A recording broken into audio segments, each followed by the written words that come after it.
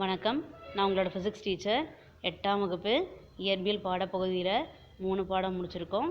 4வது பாடமான வெப்பம் பற்றி பார்க்க போகிறோம். வெப்பம் அப்படின்னு சொன்ன உடனே உங்களுக்கு ஞாபகம் வர்றது நம்ம 6ஆம் வகுப்புலேயும் 7ஆம் வகுப்புலேயும் வெப்பம்னா என்ன, வெப்பநிலைனா என்ன, வெப்பநிலையை அளவிடக்கூடிய கருவி என்ன, மருத்துவ வெப்பநிலைமானி பற்றி பார்த்துருக்கோம், ஆய்வக வெப்பநிலைமானி பற்றி பார்த்துருக்கோம், ஏன் பாதரசத்தை வெப்பநிலைமானிகளை பயன்படுத்துகிறோம், இது எல்லாமே நம்ம 6ஆம் வகுப்புலையும் 7ஆம் வகுப்புலையும் படிச்சிருக்கோம் இல்லையா. இந்த 8ஆம் வகுப்பில் என்ன படிக்க போகிறோம் அப்படின்றது தான் கற்றல் நோக்கங்களில் கொடுத்துருக்காங்க. கவனிங்க. வெப்பத்தின் விளைவுகளை புரிந்து கொள்ளல், வெப்பம் கடத்தப்படும் முறைகளை விளக்குதல், வெப்ப அளவியலை பற்றி அறிதல், வெப்ப ஏற்புத்திறன் மற்றும் தன்வெப்ப ஏற்புத்திறன் ஆகியவற்றை கணக்கிடுதல், வெப்ப கட்டுப்படுத்தியின் செயல்பாடுகளை பட்டியலிடுதல், வெப்பக்குடுவை செயல்படும் விதத்தை அறிதல். இது எல்லாம் தான் இந்த பாடத்தில் நம்ம தெரிஞ்சுக்க போகிறோம். பாடத்தினுடைய அறிமுக பகுதிக்கு போகலாமா? நம்மை சுற்றி உள்ள அனைத்து பொருட்களும் அணுக்கள் மற்றும் மூலக்கூறுகளால் ஆனது. இது நமக்கு தெரிஞ்சது தான். நம்ம படிக்கும்போதே நம்மை சுற்றி இருக்கக்கூடிய அனைத்து பொருட்களும் அணுக்களும் மூலக்கூறுகளால் ஆனதுன்னு தான் சொன்னோம் இல்லையா. இந்த அணுக்கள் மற்றும் மூலக்கூறுகள் எப்போதும் அதிர்வுறும் இயக்கத்தில் உள்ளன. எப்போதுமே என்ன ஆகிட்டே இருக்கும்னா அப்படியே அதிர்ந்து கொண்டே இருக்கும் அப்படின்னு சொல்கிறோம். இதனால் அவை ஒரு வகை ஆற்றலை பெறுகின்றன. இதனால் ஒரு வகையான ஆற்றல் பெறுது. இந்த வெப்ப ஆற்றல் தான் ஒரு பொருள் வெப்பமாக இருக்கக்கூடிய ஒரு பொருளிலிருந்து குளிர்ச்சியான பொருளுக்கு அல்லது ஒரு பொருளின் வெப்பமான பகுதியிலிருந்து குளிர்ச்சியான பகுதிக்கு பரவுகிறது அப்படின்னு சொல்கிறோம். சரியா? அப்போ ஒரு பொருள் பார்த்தோம் அப்படின்னா அது இயக்கத்தில் இருக்கிறதுனால எப்பயுமே அதிர்ந்து கொண்டு தான் இருக்குது. அந்த ஆற்றல் தான் நம்ம என்ன சொல்கிறோம், வெப்ப ஆற்றல் சொல்கிறோம். அந்த வெப்ப ஆற்றலானது ஒரு பொருளினுடைய அதிகமாக வெப்பநிலையில் இருக்கக்கூடிய பகுதியிலிருந்து குறைவாக இருக்கக்கூடிய பகுதிக்கு வெப்பமானது பரவும் அப்படின்னு நம்ம சொல்கிறோம். சரியா? ஒரு பொருளுக்கு வழங்கப்படும் வெப்ப ஆற்றல் அதில் உள்ள அணுக்கள் மற்றும் மூலக்கூறுகளின் ஆற்றலை அதிகரிக்கிறது. எப்பயுமே என்ன ஆகும்னா ஒரு பொருளுக்கு நம்ம வெப்ப ஆற்றல் கொடுக்குறோம் அப்படின்னா அதில் இருக்கக்கூடிய அணுக்கள் மூலக்கூறினுடைய ஆற்றல் அதிகரிக்கும்னு சொல்கிறோம். சரியா? எனவே அவை மேலும் அதிர்வுற தொடங்கும். ஏற்கனவே அது வைப்ரேட் ஆகிட்டு தான் இருக்குது. அப்போ மேலும் மேலும் என்ன ஆகிட்டு தான் இருக்கும், அது அதிர்வினை ஏற்படுத்தி தான் இருக்கும்னு சொல்கிறோம். சரியா? எனவே வெப்ப ஆற்றலானது பொருளின் ஒரு பகுதியிலிருந்து மற்றொரு பகுதிக்கு பரவுகிறது. இதன் காரணமாக தான் ஒரு பகுதியிலிருந்து இன்னொரு பகுதிக்கு வெப்பமானது பரவுதுன்னு சொல்கிறோம். சரியா? இந்த வெப்ப ஆற்றலானது பொருட்களில் பல மாற்றங்களை ஏற்படுத்துதுன்னு சொல்கிறோம். என்ன பண்ணுது? பல மாற்றங்களை ஏற்படுத்துதுன்னு சொல்கிறோம். சரியா? இதனை நம் அன்றாட வாழ்வில் நாம் காண முடியும். இதை பற்றிய பாடத்தில் பயில இருக்கிறீர்கள். மேலும் வெப்ப கட்டுப்படுத்துதல் மற்றும் வெப்ப மாற்றத்தை அளவிடுதல் ஆகியவற்றை பற்றியும் கற்க இருக்கிறீர்கள். இது எல்லாமே தான் இந்த பாடத்தில் நம்ம பார்க்க போகிறோம். சரியா? வெப்ப ஆற்றலின் விளைவுகள் நம்ம அன்றாட வாழ்க்கையில் நம்ம பார்க்கும்போது என்னென்ன விளைவுகளை ஏற்படுத்துது அப்படின்னு சொல்லிட்டு பார்த்தோம்னா, ஒரு பொருளின் வெப்ப ஆற்றலை அளிக்கும் போது அது அப்பொருளில் பல மாற்றங்களை உண்டு பண்ணுகிறது. என்ன மாதிரி மாற்றத்தை உண்டு பண்ணுது அப்படின்னு பார்த்தோம்னா, வெப்பத்தின் 3 முக்கியமான மாற்றங்களை நம்ம அன்றாட வாழ்வில் காணலாம். என்னென்னு பார்த்தோம்னா, விரிவடைதல், வெப்பநிலை உயர்வு, நிலை மாற்றம். ஓகேவா? இதில் விரிவடைதலுக்கு செயல்பாடு கொடுத்துருக்காங்க. அந்த செயல்பாட்டின் மூலயமா நம்ம ஈஸியாக புரிஞ்சுக்க முடியும். ஓகேவா? இந்த படத்தை நல்லா கவனிங்க. இதில் பாருங்கள், ஒரு ஸ்டாண்டுக்கு மேலே ஒரு வளையம் இருக்குது. வளையத்துக்குள்ளே பார்த்தோம் அப்படின்னா ஒரு உலோக பந்து உள்ளே போகிற மாதிரி படம் இருக்குது இல்லையா. அதுவே சூடாக்கப்பட்ட பந்து உள்ளே செல்லவில்லை அப்படின்னு சொல்கிறாங்க. அப்போ ஒரு பந்து நம்ம சூடு பண்ணோம் அப்படின்னாக்க அதை அந்த வளையத்துக்குள்ளே உள்ள நுழையில. இந்த படத்தை பார்த்தோன்னா நம்ம புரிஞ்சுக்கிட்டோம் இல்லையா. கொடுத்துருக்காங்க பாருங்கள். ஒரு உலோக பந்து மற்றும் அதற்கு பொருத்தமான விட்டமுடைய ஒரு உலோக வளையத்தினை எடுத்துக்கொள்வோம். பந்தினை வளையத்தினுள் செலுத்தவும். சரியா? இப்போ என்ன பண்ணோம், நம்ம வளையத்துக்குள்ளே செலுத்துகிறோம் இல்லையா. அது உலோக வளையத்திற்குள் எளிதாக செல்வதை உங்களால் காண முடியும். அதனை சிறிது நேரம் வெப்பப்படுத்திய பிறகு வளையத்தினுள் செலுத்த முயற்சி செய்யவும்.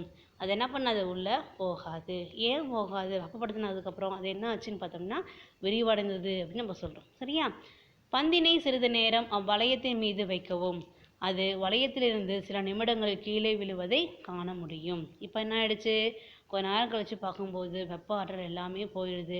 அதுக்கப்புறம் ஆட்டோமேட்டிக்காக அந்த உலோக பந்தானது கீழே வந்துடுது அப்படின்னு நம்ம சொல்கிறோம். சரியா? இந்நிகழ்வினால் சூடான உலோக பந்து முதலில் வளையத்திற்குள் நுழையவில்லை. சிறிது நேரம் கடந்த பிறகு உள்ளே நுழைகிறது. இது எப்படி அப்படின்னு சொல்கிறோம். சரியா? கவனிச்சுக்கோங்க. இப்போ பந்தினை வெப்பப்படுத்தும் போது அதில் உள்ள அணுக்கள் மற்றும் மூலக்கூறுகள் வெப்ப ஆற்றலை பெறுகின்றன.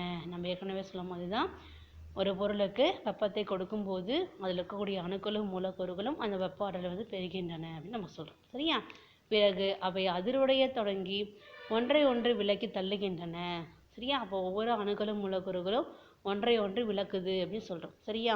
இதனால் பந்தானது விரிவடைகிறது. இதனால் பந்து என்ன ஆயிடுச்சு, நம்மளுக்கு விரிவடைஞ்சிருச்சுன்னு சொல்கிறோம். சரியா? எனவே அது உலோக வளையத்திற்குள் நுழையவில்லை. சிறிது நேரம் வெப்ப ஆற்றல் சுற்றுப்புறத்திற்கு அளிப்பதால் அப்பந்து தனது பழைய நிலைக்கு மீண்டும் வருகிறது. எனவே வளையத்திற்குள் நுழைகிறது. இப்போ புரியுதா? அதனால் வளையத்துக்குள் நுழையல. கொஞ்ச நேரம் கழிச்சதுக்கப்புறம் ஏன் வளையத்துக்குள்ள நுழையுதுன்றது நம்ம ஈஸியாக தெரிஞ்சுக்கிட்டோம் இல்லையா? இதிலிருந்து திடப்பொருட்கள் வெப்பப்படுத்தும் போது அவை விரிவடைகின்றன என்பதை நாம் அறிய முடியும். இந்த விரிவு திரவம் மற்றும் வாயுக்களிலும் ஏற்படுகிறது. ஆனால் வாயுக்களில் அது அதிகமாக இருக்கும். அப்போ திரவ வாயுக்களில் வந்து பார்த்தோம்னா விரிவடையுது, வெப்பம் கொடுக்கறது மூலயமா விரிவடையுது. அதிகமாக எதில் விரிவடையுதுன்னு பார்த்தோம்னா வாயுக்களில் வந்து விரிவடையுதுன்னு சொல்கிறோம். சரியா? கொடுத்துருக்காங்க பாருங்கள். உங்களுக்கு தெரியுமா, மின்சாரத்தை நீண்ட தொலைவிற்கு எடுத்து செல்ல பயன்படும் மின்வட கம்பிகள் பகல் நேரங்களில் விரிவடைந்து இரவு நேரங்களில் சுருங்குகின்றன. எனவேதான் அவை மிகவும் விரைப்பாக இணைக்கப்படுவதில்லை. விரைப்பாக இணைக்கப்பட்டால் இரவு நேரங்களில் குளிர்வடையும் போது அவை அருந்து விடக்கூடும். சரியா? அதனால் என்ன நினைப்பாங்கன்னாக்கா தளர்வாக தான் போட்டிருப்பாங்க. நீங்கள் பார்த்துருப்பீங்க, மின் கம்பங்களுக்கு இடையே இருக்கக்கூடிய அந்த ஒயரெல்லாம் எப்படி இருக்குன்னா தொங்கிட்டு இருக்கும், பார்த்துருப்பீங்க இல்லையா?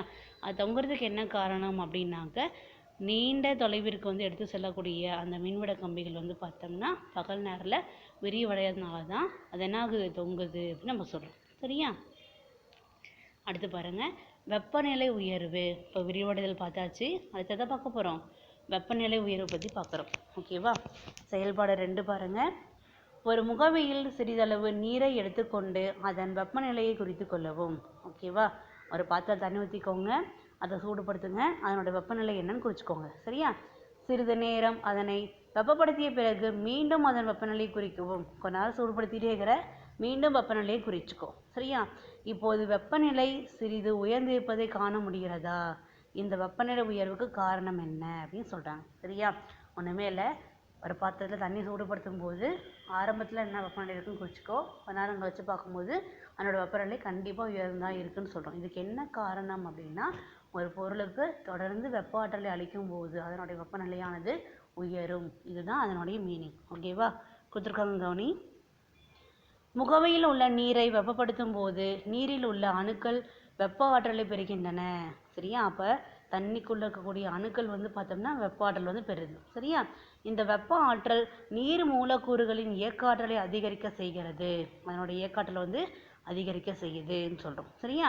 அப்போ நீர் மூலக்கூறுகள் அதிக ஆற்றலை பெறும்போது அவற்றின் வெப்பநிலையானது அதிகரிக்கிறது.